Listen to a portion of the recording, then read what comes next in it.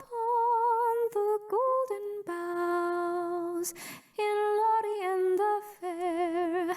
All right. Hey, everybody. It's Jarian again. This time, instead of a Karan Lumbar tournament cast, we're just going to be casting a regular 1v1 that was sent to me. Said it was a pretty good match on, as we can see, a pretty well-played 1v1 map. So let's just get right to it. In the bottom right, we have Carliber, well-known player in the Age of the Ring community. I believe he's won two two of the Age of the Ring tournaments, playing Mordor. And in the top left, Xubir. Xubir. I don't recognize the name, but he's playing Lorien in the top left of Fords of Isen.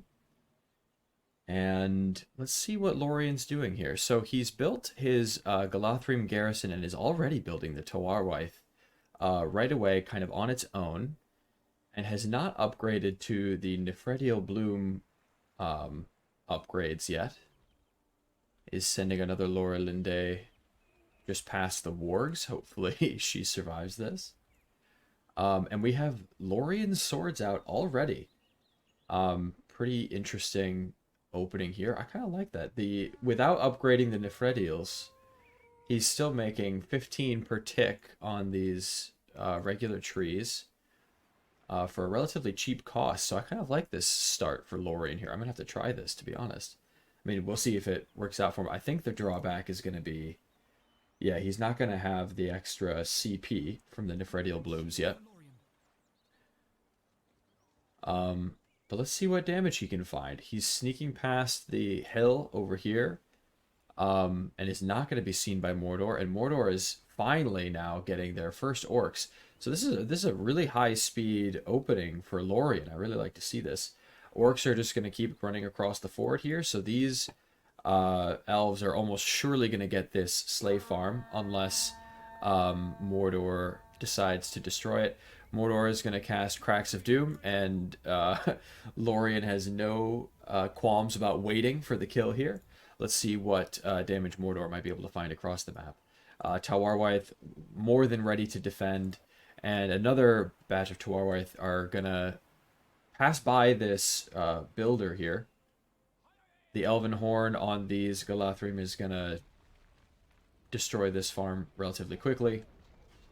And they're probably going to get enough XP once fighting these orcs to get level 2. The orcs really just there to keep them busy, while Mordor kind of mounts a defense. Mordor is going to try and go after these ones. Wow, really, really good damage on Carliber here with these Lorien swords kind of coming across the left side and top side. With the archers to back up these orcs, we might get a little bit of damage done, but defensive mode on these swords, not quite level 2. We do have level 2 back here, so we're going to get the passive regen in addition to the battalion regen for elves here. The sword's gonna decide to retreat for now, maybe jump on top of this farm. The archers were not doing terribly good damage to them while they were on defensive mode, so if they can circle around in a good way here, they will probably be able to get a good amount of damage on. We'll see if they turn their focus onto the archers. They do hit level 2 because of this, and they've got another battalion of the Toarwaith coming up to aid. To counter this, we've got Carliber bringing a few orc battalions across the way, but Xubir's got some good micro here. He's moving his archers back to get another good volley off, hiding in the trees for potential stealth de-aggro here. Mordor is able to save that farm, and is going to chase down these level 2 swords who are now in aggressive mode in order to take down these farms a little bit quicker. This skirmish in the woods has ended with these aggressive mode orcs trying to hop on top of this tree, which has not been upgraded, and therefore is going to have pretty low armor. So normally a battalion of orcs is going to have a hard time taking down a tree, but they were getting shot at by archers while we move the camera away. Let's see, some level 2 spears running away from a battalion of orcs. I think they would still win this fight, but maybe take some unnecessary losses there. The Lorien archers are going to get a good angle on that, and the timing of the Nepherial Bloom coming in to heal the tree just in time. The Lorien tree mechanics from this guy are really excellent. Really, really excellent. We can all kind of learn something, I think. I love Lorien, but I don't really know how to work the mechanics of the trees, so I'm kind of glad to see a unique take on it that seems to be working well. I usually put my garrison right next to the Nepherial Bloom trees, but he seems to be making it work and making a decent amount of money this way, so maybe everyone does that and not me, but pretty cool to see. Other Nepherial Blooms kind of closer together here just to boost the CP. That is one weakness of the build. He's got to spread out to get the CP. And he's filling it out quite nicely. So 575 max, 350 total. We've got 500 max for Mordor, and I believe we actually will see, yes, a Nazgul now hitting the field. You see the hero icon moving fast. You might know what that is. But a good offensive here from Carliber, keeping Lorien a little bit more busy on their side of the map. He's going to have to dodge the Lorien spears here. The Tawarna Athir. Tawarwaith going to be able to take on these orcs, but they are getting shot by the fortress arrows, so losing a few more there. Good trample by the Nazgul on top of these Lorien archers here. But, oh, no, there's a batch of spears in there. Oh, wow. Yeah, probably couldn't see them behind the tree here, or maybe focus on something else, but the Nazgul running straight into the Aether here. The Lorelinde is going to, well, we'll see. The orc archers are firing away. Honestly, kind of an MVP of that battle, soaking up some damage here to allow these guys to jump on top of the archers without taking any military losses, and she'll heal up. Orcs getting a good position behind this tree, but getting shot at before actually giving the attack command, so not going to be able to get enough damage done here. And now let's kind of take stock as we've got both players on their respective sides of the map trying to build up here. So Mordor spending their money quite nicely. We have the Haradrim, or I'm sorry, the Easterling garrison being upgraded over here with 3 Mordor orc barracks pumping out units still, 575 max. We've got a 4 power point lead for Lorien. They're actually, their next ability is available.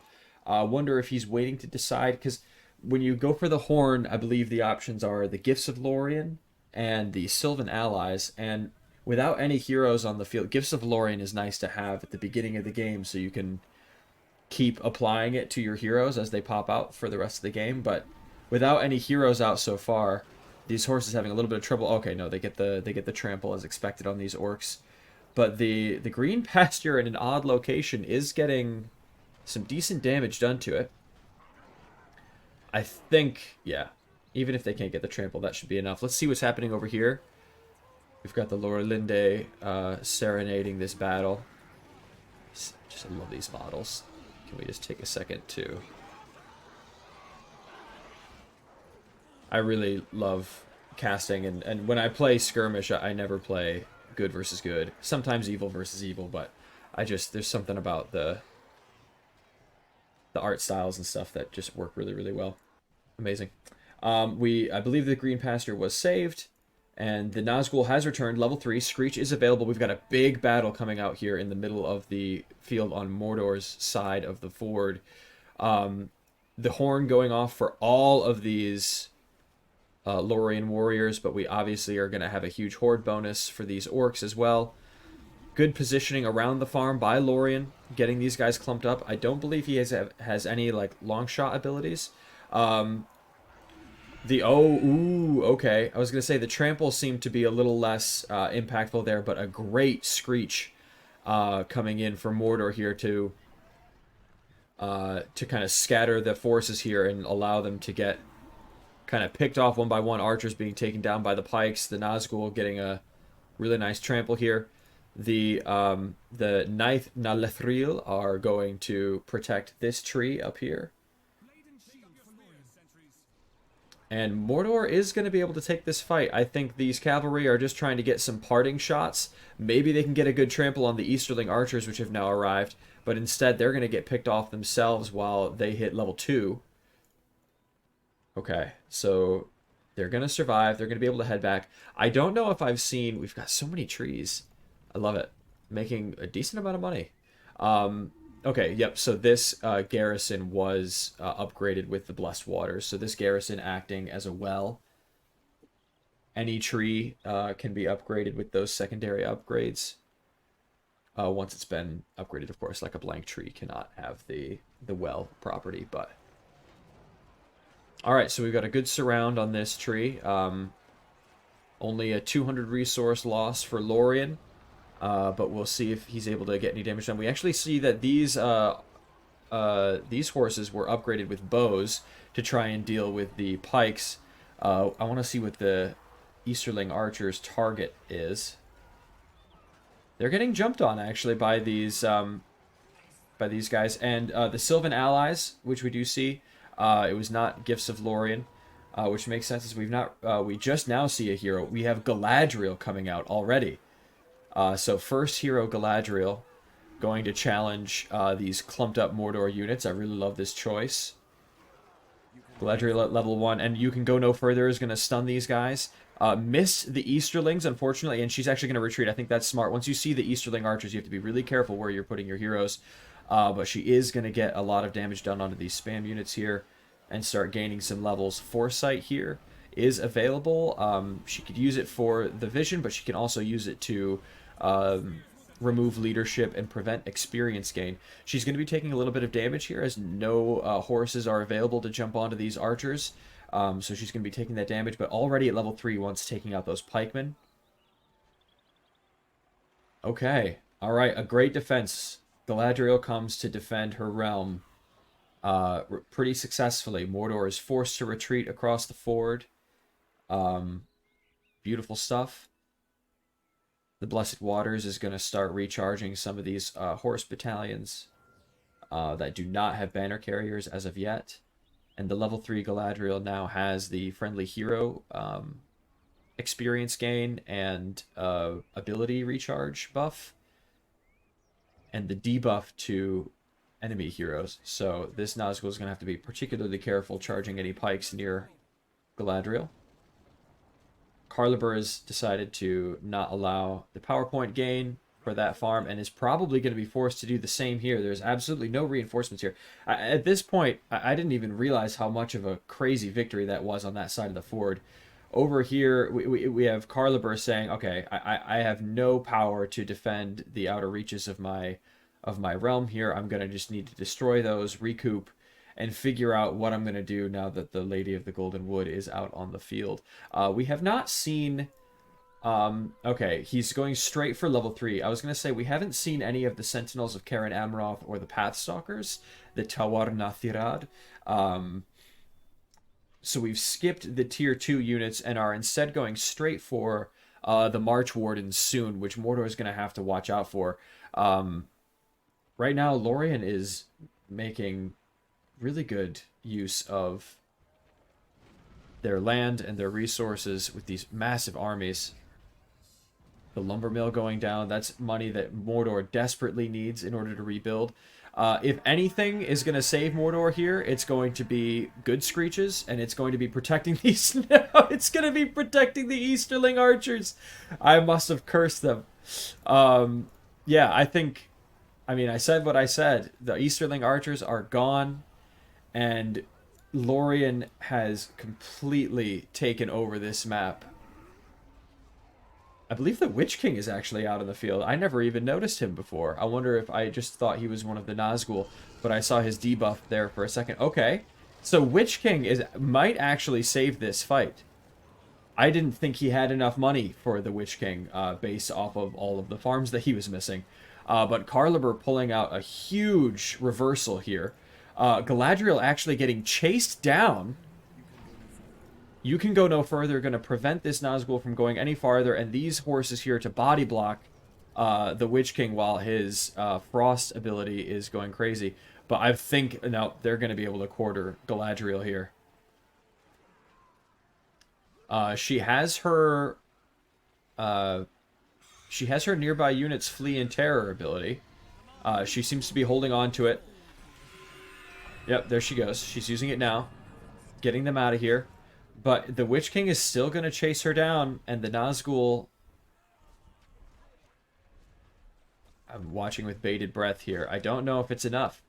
There's not... The archers here getting... No, they are going to let her live. Wow.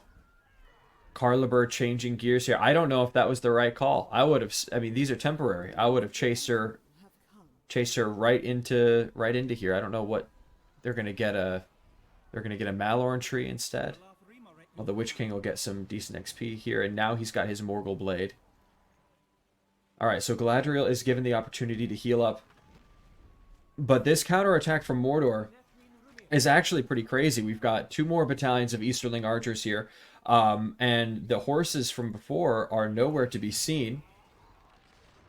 The Lorien Eagles here to counter the Nazgul. Wow, what an incredible cinematic battle here that we've got. So I want to zoom in here and make sure we see what's going on.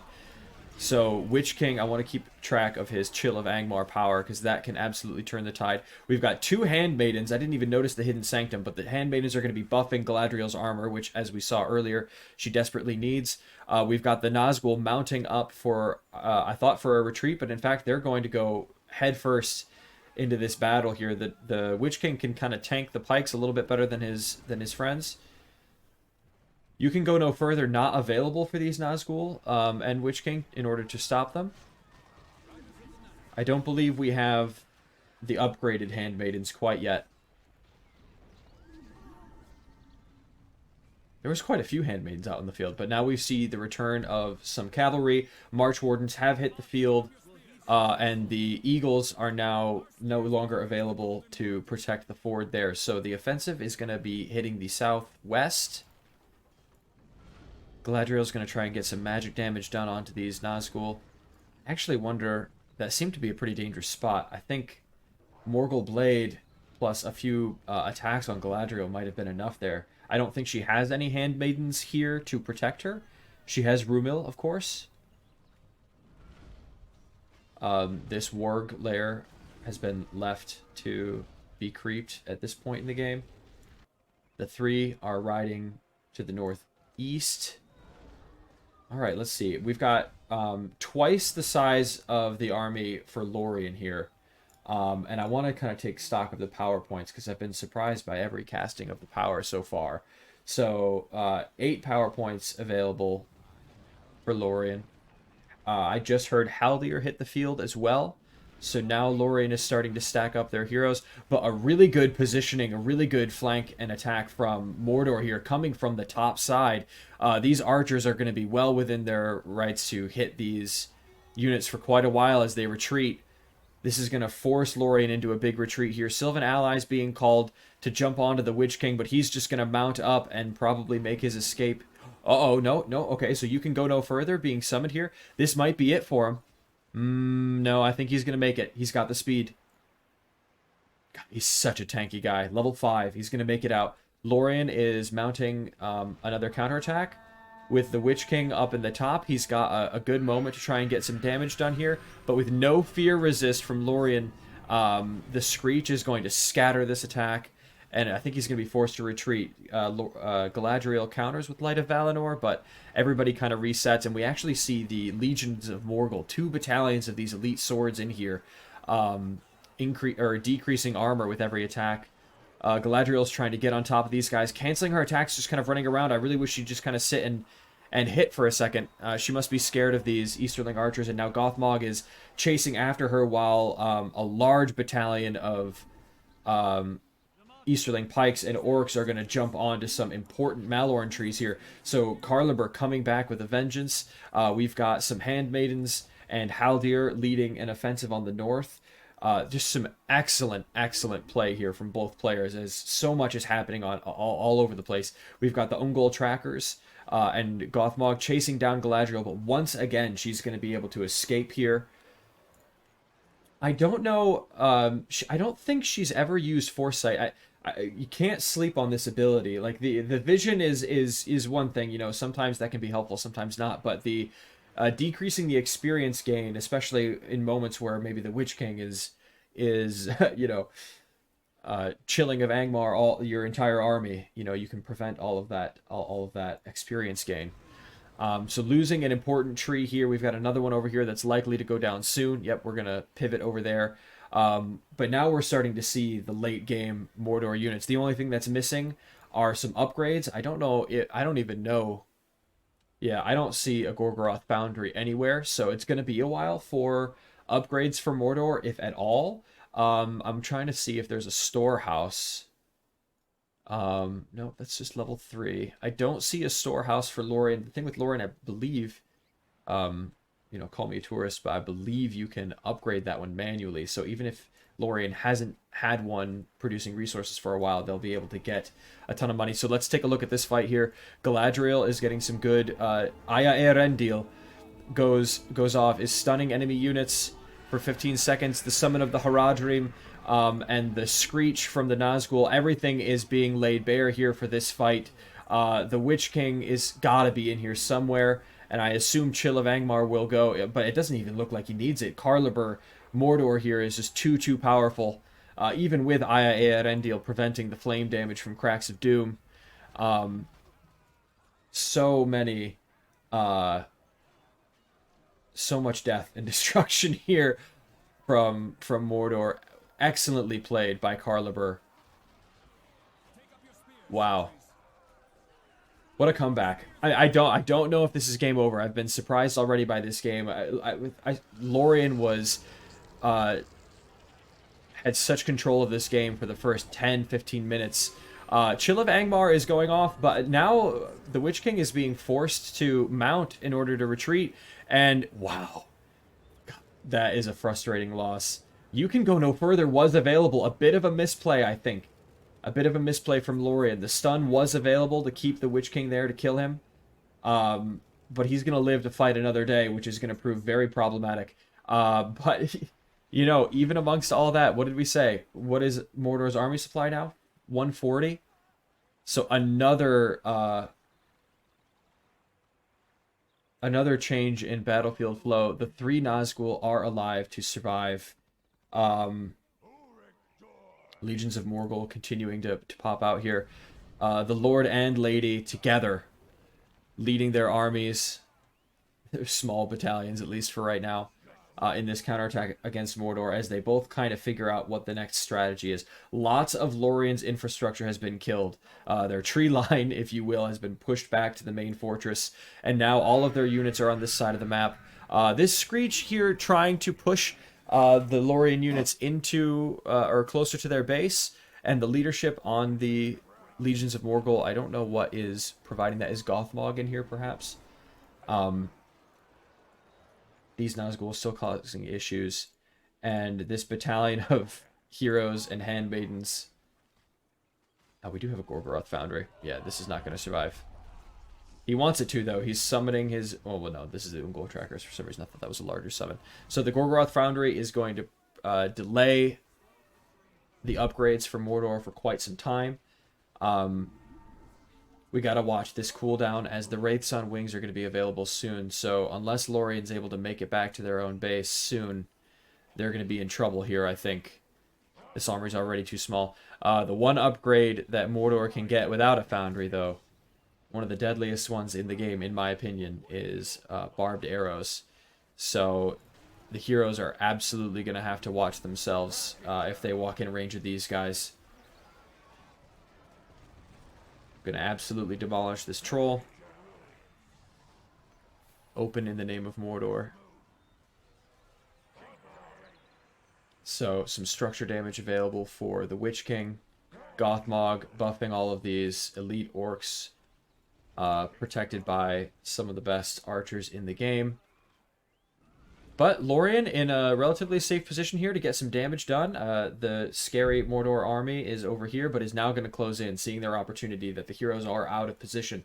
Some Morgul orcs going to be able to take care of this tree, no problem. These spearmen aren't going to cut it. Maybe the March Wardens can take them on, but Lorien has to watch their southern border here.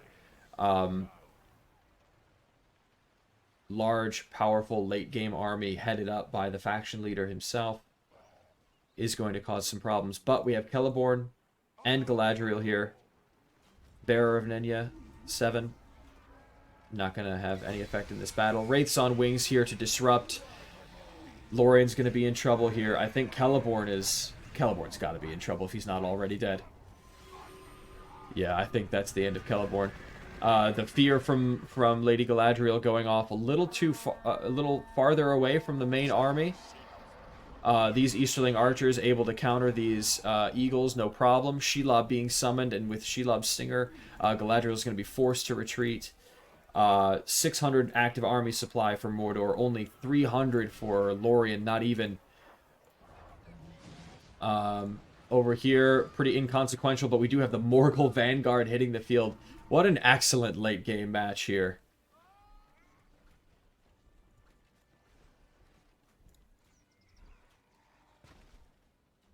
We're a level and a half away from Storm Queen. Galadriel is kind of leading Gothmog on a wild goose chase. He's actually going to have to mount his warg in order to get out of here on time. The Witch King gets dangerously low again. I think... I want to say this match was winnable for Lorien if they were able to capture the Witch King and kill him enough. Because at least at one point, Mordor was down in economy, and losing the Witch King, they would not have had the money to rebuild him for later engagements. But the Witch King getting all that value and then escaping with no health is really disappointing there for our Lorien player. Honestly, though, I'm going to go back and watch this again because I really loved the way the Lorien player opened up with their trees and managed the resources and the upgrades from those, allowing for a really, really early harass with the Lorien swords, and keeping a strong economy in the meantime, and only upgrading to the Nephridial Bloom when the CP and resources called for it. Really, really smart and strategic play there. And some great attacks, but Carliber has proven why he is a 2-time Age of the Ring champion. Actually, these stuns are doing quite a good job in killing the Morgul Vanguard here. The Morgul Vanguard has been slain. Eärendil going to be able to hold this off. We've got Haldir at level 6 with Captain of the Galathrim getting his armor bonus, and he doesn't have any allies to buff currently, but... You know they would be. And wow, what an amazing game. Great showcase. Well played by Carliber. Well played by Xubir. Not a member of the current tournament, but quite a strong player in his own right. I'm really glad this match was sent to me, so thank you, Assyrian and Flame, for sending that my way. And I hope you guys enjoyed this match. I think that's going to be it. The last-ditch Fortress expansions are going to come out here. Galadriel still alive. Never lost Galadriel in all this. Yeah, this is going to be it. We'll just fast forward here. No, I guess they're playing a little... Lorien's not giving up. But, I mean, this is going to have to be it. We're starting to build siege on the other side of the map. You know what that usually leads to. All of Lorien's heroes are out here. Some March Wardens? Nope. Yep. Not going to make it. Something up with the replay models here. Nothing to stun these guys yet. You can go no further, not available. But, I mean, even then.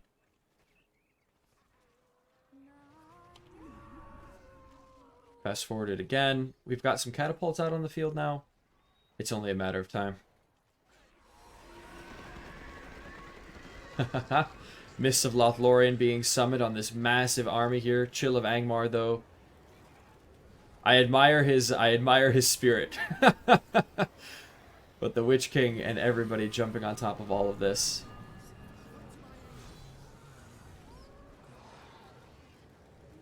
I wish we could have seen the Storm Queen. But instead she's going to get trapped and felled by an ancient enemy of the elves. Not as ancient as some, but there it is. GG. Well, a brave ending, but an ending nonetheless. Well played to both players. Really fun match. Hope you guys enjoyed, and I'll be back with you guys with another one soon. Thanks so much for watching. Bye.